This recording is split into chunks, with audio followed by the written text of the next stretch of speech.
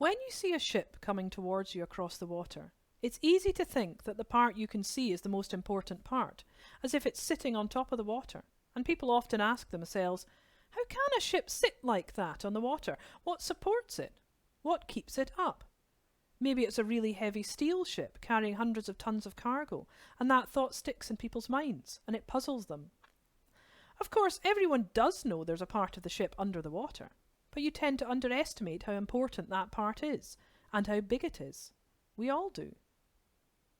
But that underwater part of the ship is the key to how the ship stays on the surface of the water, even though it might be built of steel and carrying so much heavy cargo. That underwater part gets pushed down into the water by the weight of the ship, and it makes a hole in the water. That sounds like a joke, doesn't it? When someone buys an expensive speedboat, their friends say, a boat's just a hole in the water you throw money into. Well, they're exactly right. Let's take the ship away so we can look at it for a moment. There it is, a hole in the water made by the underwater part of the ship.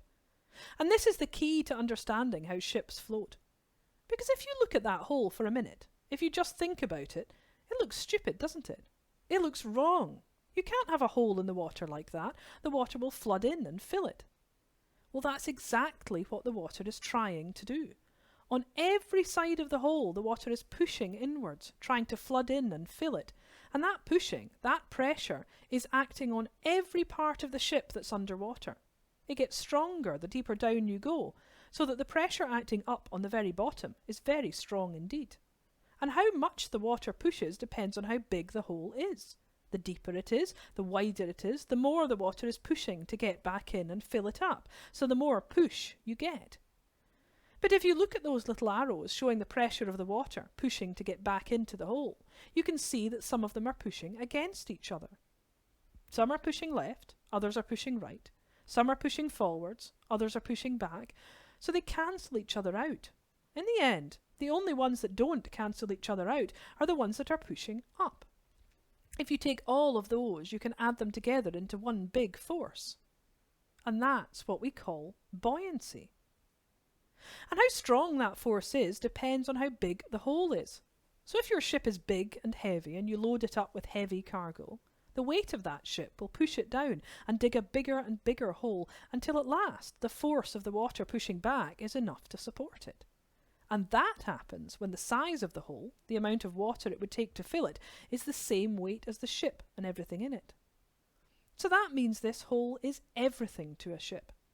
If you can measure this hole, you can work out how much water would fill it, and so you can work out how heavy the ship can be and still sit in it and float.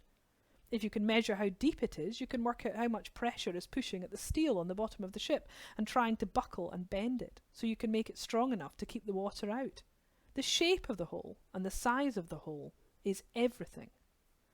And that's not all. See the top of that hole, the opening that's been cut out of the surface of the water. It looks a bit like a shoe, doesn't it? Well, that's kind of what it is. Remember how the ship looked at first, as if it was sitting on top of the water. In a way, this is a bit like it is, because the flat shape the ship makes on the surface of the water is the ship's footprint, and how big and wide that footprint is tells you how stable the ship is going to be. A big wide foot means a big wide stable ship. A little narrow foot means a ship that might wobble and capsize.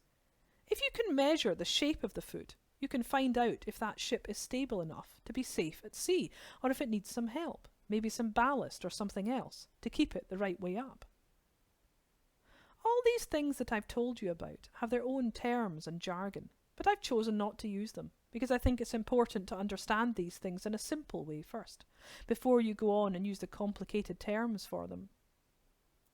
Some of the people who find this video helpful will be people who are just interested in how ships float and how they float upright. But others will be people who want to study the science of it and want a really nice, simple explanation to start off with. Whichever one of those you are, I hope you found this interesting.